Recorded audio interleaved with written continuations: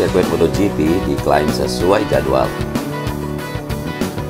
Indonesia Tourism Development Corporation atau ITDC selaku pengembang dan pengelola kawasan ekonomi khusus atau KEK Mandalika menegaskan pembangunan kawasan ini termasuk sirkuit balap motor MotoGP berjalan sesuai rencana.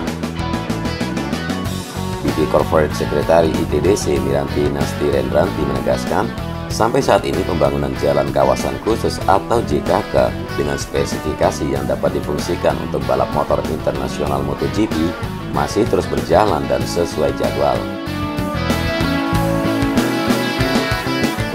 Pekerjaan konstruksi JKK dibagi dalam dua kegiatan utama, yaitu pekerjaan groundwork atau galian, timbunan, dan pemadatan tanah oleh kontraktor Wika BRL per 17 Oktober 2020 sudah mencapai kurang lebih 77,5%. Sementara pekerjaan lapisan akhir yaitu pengaspalan dan pekerjaan tanah oleh kontraktor PT PP Persero mencapai 18%. Direncanakan akan selesai pada bulan Juni 2021. Beliau menegaskan untuk pembangunan Hotel Pullman memang sempat terhenti karena masalah pendanaan, tetapi saat ini mereka sudah mulai meneruskan kembali konstruksi hotel bekerjasama dengan Wika Gedung dengan nilai kontrak senilai kurang lebih 700 miliar rupiah. Di mana pada tahun 2021 pihaknya menargetkan selesai 80% sehingga dapat digunakan untuk akomodasi wisatawan pada perhelatan MotoGP. Fasilitas infrastruktur pendukungnya adalah bangunannya dua buah tunnel utara dan selatan di bawah trek sirkuit yang akan berfungsi dan digunakan pada saat berlangsungnya race atau balapan, sehingga mobilitas kegiatan pariwisata tamu hotel tidak terganggu. Lebih jauh disampaikan, status hotel di dalam destinasi KEK Mandalika yang sudah beroperasi saat ini antara lain ada Novotel sebanyak 102 kamar, Puri Rinjani 31 kamar, Segara Anak Hotel 26 kamar, dan Tastura 20 kamar. Yang berada di luar destinasi KEK namun masih di Mandalika sudah terdapat 73 akomodasi skala kecil yang dimiliki oleh masyarakat.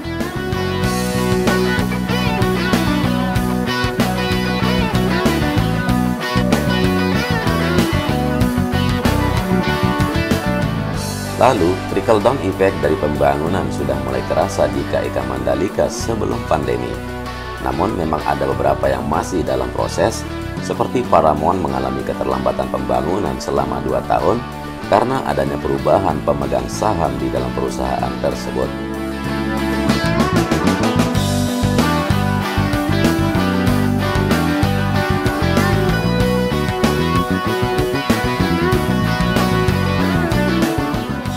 Untuk Royal Tulip, pihaknya membuka kembali kesempatan untuk investor baru dan kini sudah ada 3 pihak yang siap untuk beauty contest, termasuk diantaranya investor dari Singapura dan investor nasional dari Batam.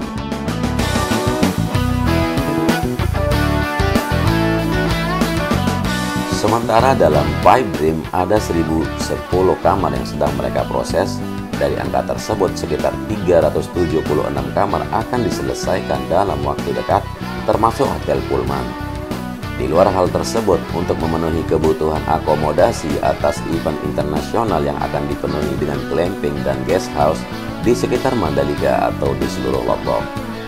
Lebih jauh disampaikan serapan sumber daya manusia atau SDM di The Mandalika diproyeksikan juga mencapai total 716 tenaga kerja, sebanyak 549 tenaga kerja dari Nusa Tenggara Barat, 160 tenaga dari luar Nusa Tenggara Barat, dan 7 tenaga kerja asing.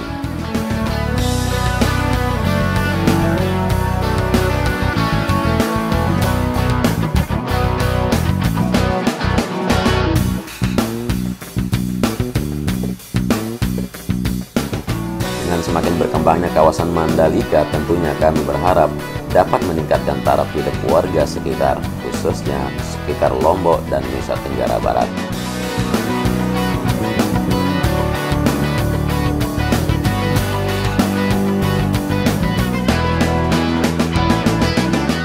Lalu penyelesaian lahan enklave KEK Mandalika melalui penitipan ganti rugi di pengadilan masih ditolak pemilik lahan, Namun hal tersebut tidak dapat merubah penetapan pengadilan, sebab peralihan hak dari warga negara sudah sempurna sejak pengadilan menerima penitipan uang ganti rugi tersebut.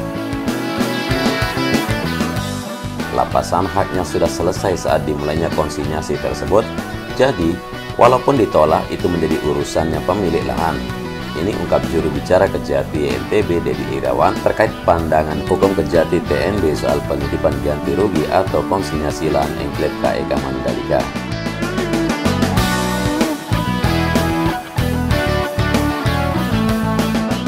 Beliau menjabarkan, Pengadilan Negeri Praia mau menerima penitipan uang ganti rugi tersebut karena seluruh langkah sudah ditempuh, seperti diatur dalam peraturan pengadaan tanah untuk kepentingan umum, mulai dari penghitungan appraisal, musyawarah, sampai tenggat waktu keberatan atas penetapan appraisal.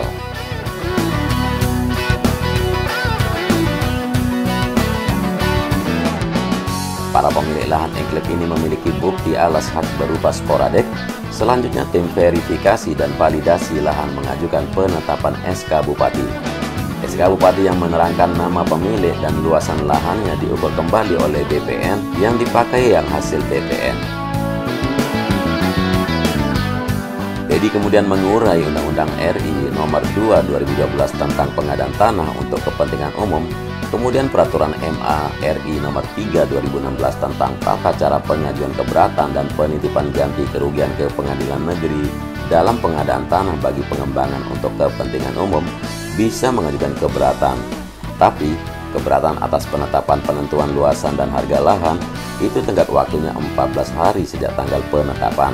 Kesempatan itu tidak ditempuh, musyawarah juga tidak tercapai.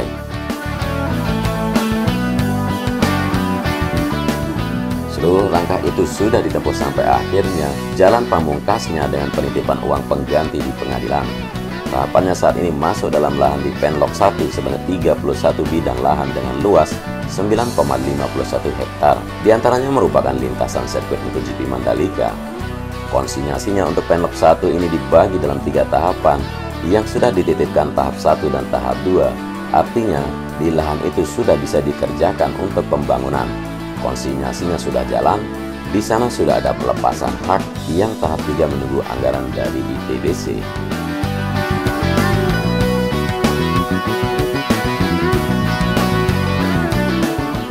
Penyelenggaraan MotoGP Mandalika harus lebih baik dari Thailand.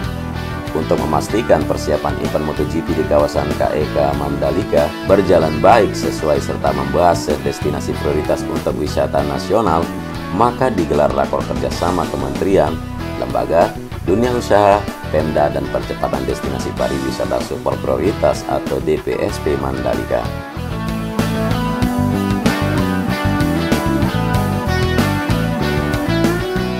Gubernur Zulkifli Mansyah didampingi asisten bidang perekonomian membuka acara rakor tersebut secara langsung pada 22 Oktober kemarin di Novotel Lombok, dan kegiatan ini memiliki tema kebijakan pemerintah Provinsi Nusa Tenggara Barat mendukung pengembangan destinasi pariwisata super prioritas Mandalika.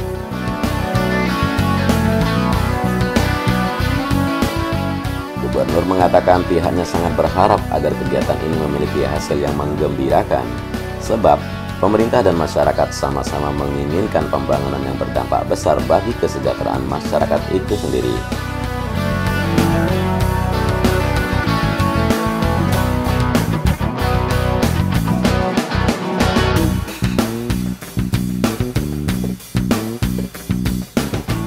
Gubernur menyampaikan apresiasi atas keseriusan pemerintah pusat untuk membantu persiapan MotoGP di Mandalika yang akan dihelat tahun depan.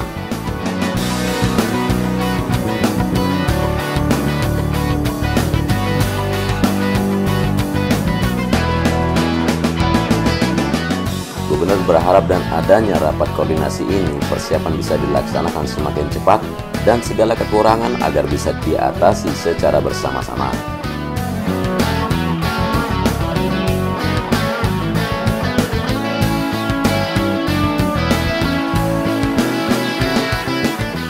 Sementara itu, Deputi Bidang Koordinasi Pariwisata dan Ekonomi Kreatif Odo RM Manuhutu menyampaikan bahwa MotoGP yang akan terselenggara di KEK Mandalika harus mampu lebih baik dari penyelenggaraan MotoGP di Thailand. Harapannya adalah Mandalika lebih baik dari Thailand, baik dari sisi akomodasinya maupun aksesibilitasnya. Dalam pembangunan MotoGP Mandalika ini, Deputi Udo menekankan bahwa masyarakat tidak boleh dirugikan. Jangan sekali-kali merugikan masyarakat karena pembangunan bukan mengenai hanya fisik saja, tetapi masyarakat yang ada, tinggal di sekitar, bisa merasakan manfaatnya. Tentunya harapan besar kita terhadap ITDC.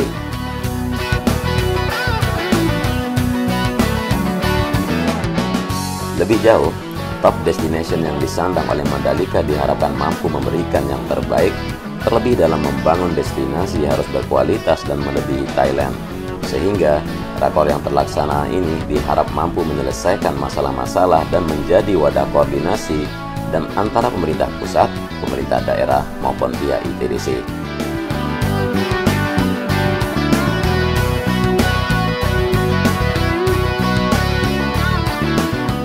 Kegiatan tersebut turut dihadiri Kepala Dinas Pariwisata Provinsi Nusa Tenggara Barat, perwakilan dari ITDC dan perwakilan dari Kementerian PUPR, serta perwakilan dari PT Telkom dan PLN.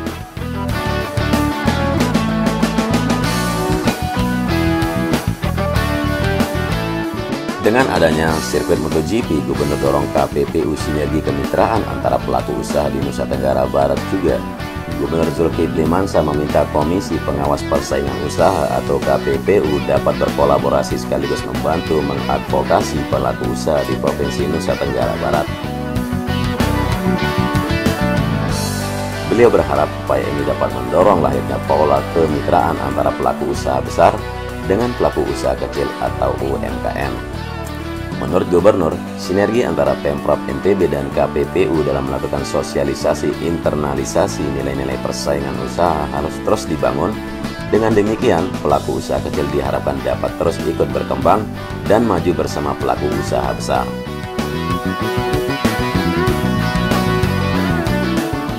Sementara itu, Ketua KPPU Kurnia Toha akan terus mendorong pola kemitraan pelaku usaha di Nusa Tenggara Barat, apalagi KPPU memiliki MOU dengan pemerintah Provinsi Nusa Tenggara Barat untuk mendorong industri-industri kecil dapat berkembang. Diakuinya itu memang salah satu tugas dari KPPU supaya kemitraan antara pelaku usaha besar dengan pelaku usaha kecil dapat bersinergi. Apalagi di Nusa Tenggara Barat telah memiliki KEK Mandalika, di mana akan banyak perusahaan besar masuk ke wilayah tersebut. Ini tentu harus berimbas ke usaha kecil agar membawa manfaat yang besar bagi masyarakat dan juga bagi UMKM di Nusa Tenggara Barat. Selain itu, KPPU melakukan pengawasan kemitraan dan menegakkan hukum persaingan usaha. Sudah banyak juga kasus-kasus yang ditangani di Nusa Tenggara Barat. Namun, bila terjadi kemitraan yang tidak setara seperti pelaku perusahaan besar bertindak menentukan sendiri tanpa musyawarah dengan mitranya, maka itu akan diberikan peringatan. Tapi apabila peringatan tidak diindahkan, KPPU bisa memberikan hukuman kepada pelaku usaha sesuai peraturan.